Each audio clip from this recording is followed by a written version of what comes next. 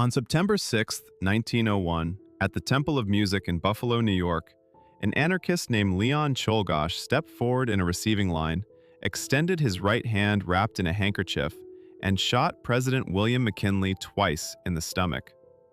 The gun in the handkerchief was a .32 caliber revolver, serial number 463344, manufactured by a company whose entire reputation, whose entire advertising campaign, whose entire claim to fame was that its guns could not go off by accident. It was an Iver Johnson safety automatic. The company that built its name on the promise that you could drop the gun, throw the gun, hit the hammer with an actual carpenter's hammer, and it would not fire unless a finger deliberately pulled the trigger. That company's product had just been used, quite deliberately, to kill a president. 67 years later, a young man named Sirhan Sirhan pulled an 8-shot .22 revolver from his coat in the kitchen pantry of the Ambassador Hotel in Los Angeles and fired into a crowd, killing Senator Robert F. Kennedy. That revolver was also an Ivor Johnson. This is not a story about those two nights. It is the story of the company whose products happened to be there for both of them, a company that spent 90 years selling safety to people who could not afford anything else, that put its name on nearly 6 million handguns, that built bicycles and motorcycles and shotguns out of the same machines and the same immigrant labor, and that invented a piece of engineering so good it is sitting inside almost every double-action revolver made anywhere in the world today.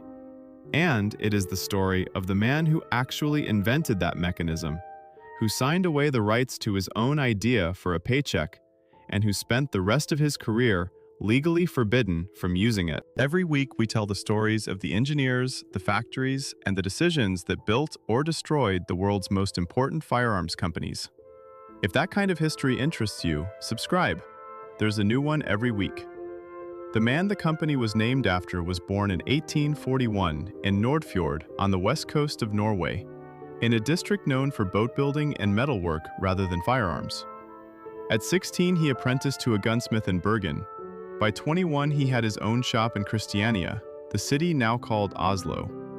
In 1863, in the middle of the American Civil War, a war that had turned firearms manufacturing into the fastest-growing industry in North America, Johnson emigrated to Worcester, Massachusetts, and found work at Allen and Wheelock, a gunmaker whose factory floor happened, at various points, to also employ two other men who would go on to found companies of their own. Horace Smith and Daniel Wesson had worked there before him. Worcester in the 1860s was, in a very real sense, a training ground for half of the pistol industry that would define the rest of the century. Johnson learned the trade, saved what he could, and in 1871 went into partnership with a fellow gunsmith named Martin By, forming Johnson, By and Company. Their business plan was not ambition, it was arithmetic. The post-war market was flooded with cheap pistols aimed at people who had never owned a gun before: factory workers, farmers, clerks, women living alone in growing cities, people who wanted a weapon they could keep in a drawer for 20 years without ever handling it, and who could not afford and did not want a Colt or a Smith & Wesson at 3 times the price. Johnson & By built small, plain, inexpensive revolvers, mostly in .22 and .32 caliber, sold through hardware stores and mail-order catalogs rather than gun shops. In 1883, Johnson bought out his partner and renamed the firm Iver Johnson and Company. In 1891, with the business outgrowing its Worcester quarters, he moved the operation to a larger complex on River Street in Fitchburg, Massachusetts, and in 1894, the company took the name history would remember it by: Ivor Johnson's Arms and Cycle Works. The Cycle Works was not a marketing flourish. It described exactly what the factory was doing. The 1880s and 1890s were the golden age of the bicycle boom in America, and a company that already had lathes, stamping presses, and skilled machinists cutting steel to fine tolerances was perfectly positioned to build bicycle frames in the same buildings, on the same equipment, often by the same workers, in whatever season the gun orders slowed down. Ivor Johnson bicycles earned a genuine reputation of their own. Forged, not stamped, rear dropouts, when most competitors were stamping theirs from sheet steel. Welded steel frames. Buyers could specify their own combination of seat, handlebars, brakes, and tires, which was close to unheard of at the time. It was a hedge no single product gunmaker had. Two markets running through one factory, so that a slow year for revolvers could be offset by a good year for bicycles, and vice versa. But the problem the company actually needed to solve was not bicycles, it was the revolver itself. Specifically, the fact that the revolvers everyone was building, including Johnson's own, could kill the person carrying them by accident. The standard single-action and early double-action pocket revolvers of the era were carried, by necessity, with the hammer resting directly on a loaded chamber. Drop the gun on a hard floor, hit the hammer spur against a table edge, let it fall out of a coat pocket onto pavement, and the impact alone could drive the firing pin into the primer and discharge a live round with nobody's finger anywhere near the trigger. For a company selling to first-time gun owners, factory workers who carried the thing in a coat pocket all day, and people who had bought a revolver precisely because they didn't know much about guns, this was not a minor defect. It was the single greatest liability the entire industry had never solved. The man who solved it worked for Iver Johnson, not as its owner, but as one of its designers. Andrew Fireberg was another Scandinavian immigrant machinist on the Worcester and Fitchburg factory floors, and starting in 1886 he began filing firearms patents jointly with Johnson, improvements to extraction mechanisms, cylinder locks, trigger guards, most of them modest refinements assigned straight to his employer as a condition of the work. Then, in October 1891, Fireberg filed for a patent on something bigger, a safety firing mechanism which will prevent the discharge of the firearm by any action of the hammer except as released by the trigger. It used a small transfer bar hidden inside the frame that only rose into position, bridging the gap between hammer and firing pin when the trigger was actively pulled. Drop the gun, strike the hammer, do anything to it short of pulling the trigger, and the bar simply was not there to transmit the blow. The patent was granted on August 25, 1896, as U.S. Patent Number 566,393. The assignee of record was not Andrew Fireberg, it was Iver Johnson. Johnson's company built its entire second act around Fireberg's mechanism. In 1904, it launched an advertising campaign that is still, more than a century later, one of the most recognizable in the history of American firearms marketing. Hammer the Hammer. The ads showed a man taking an actual carpenter's hammer and striking the pistol's hammer directly, daring the reader to imagine the gun firing. And it wouldn't. The copy did not shy away from the fear it was selling against, describing the dangers a gun owner might face from a cruel, lurking, murderous beast in language no manufacturer would put in print today. It worked. Between 1899 and 1908 alone, the company built close to 700,000 of the safety automatic revolvers. By the time production ended decades later, the total, company records here are incomplete and estimates from different sources vary, was somewhere in the neighborhood of 6 million. The guns sold under Ivor Johnson's own name were only part of the volume. The company also built enormous quantities of essentially the same revolvers under other brand names for hardware wholesalers and mail-order houses, names like Eclipse, Favorite, and Encore, without ever cutting corners on the internal mechanism, a level of consistency that was not universal in the low-price end of the trade at the time. The company's growth through the 1890s and 1900s followed the arc every catalog and mail-order business of the period wanted. In 1896, the year after Ivor Johnson's own death from tuberculosis at 54 left the business to his sons, the company published its first catalog and opened its first retail stores. In 1900, it bought out J.P. Lovell Company, the Boston retailer that had until then been its exclusive distributor, cutting out the middleman and taking direct control of its own sales network. By 1903, it had sales offices not just in New York, Chicago, and San Francisco, but in Hamburg, Paris, London, and Constantinople, a small Massachusetts revolver maker with a genuinely international footprint. The distinctive owl's head logo, stamped into the grips starting around 1890, glaring back at the shooter over the barrel, became one of the most recognized trademarks in the American gun trade. In 1907, the company added the Champion single-shot shotgun to its line, and by 1910, the double-barreled Eagle line, both aimed at the same value-conscious buyer as the revolvers: dependable, affordable, no frills. That same year, the company entered the motorcycle business, building machines advertised as mechanical perfection, with dual crankshafts, chain drive, and a hand-operated 3-speed gearbox that put them ahead of a great deal of the competition. The 1915 Model 15-7 is still regarded by collectors as one of the finest American motorcycles of its era. Motorcycle production wound down not long after. Arms demand was growing faster than the small manufacturing capacity could support both lines. But the bicycles continued for decades more. Two things kept the company alive through the 20th century's worst decades, and neither of them was good news for the world at large. The Great Depression, which bankrupted much of American industry, was good for Iver Johnson. Rising unemployment brought rising burglary and street crime, and demand for an affordable self-defense revolver rose right along with it.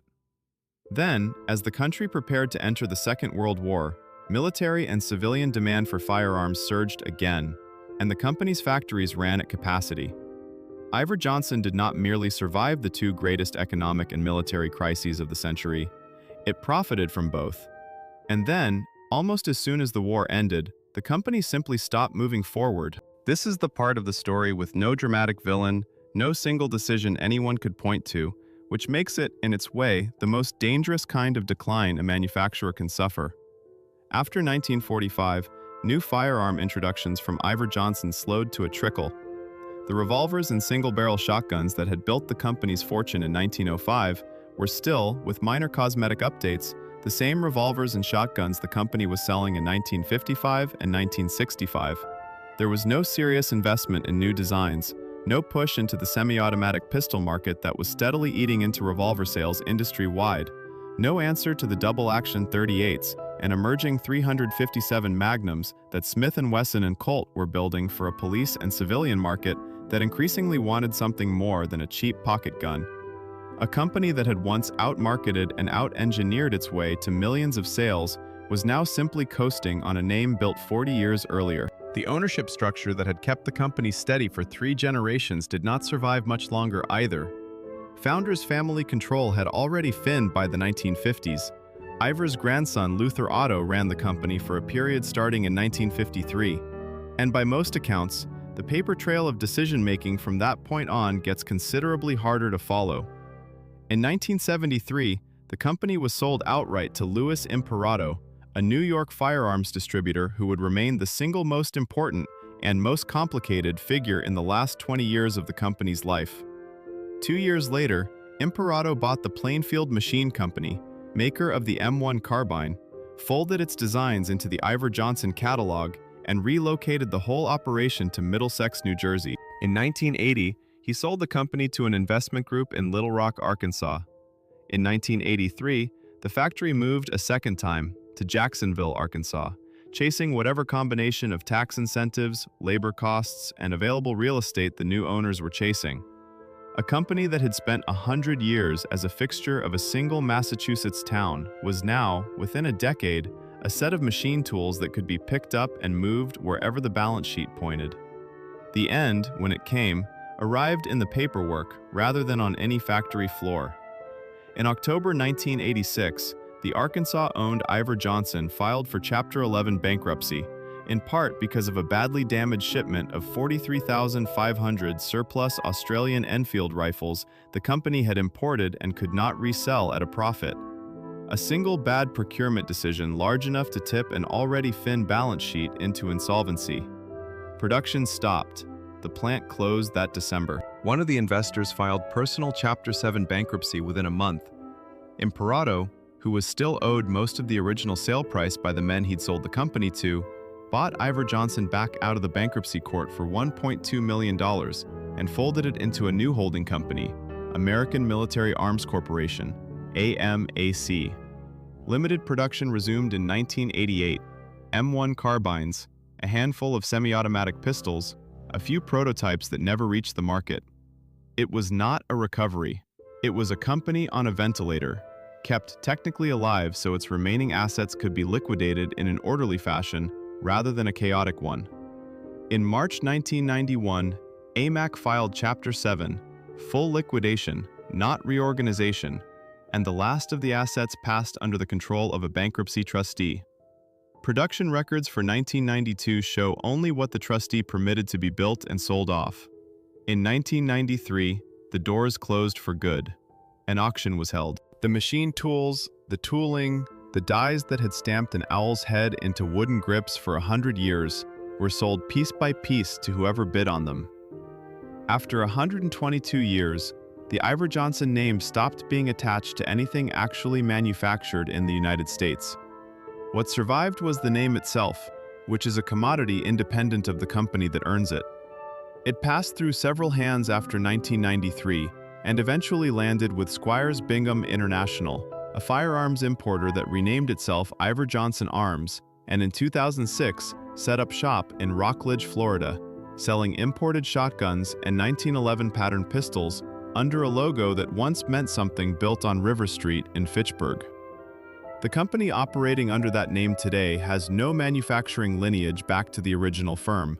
It owns a trademark and a reputation earned by other people in another century, in another state. There is one more figure in this story worth returning to, and he is the reason the whole arc feels less like a business failure and more like a quiet injustice.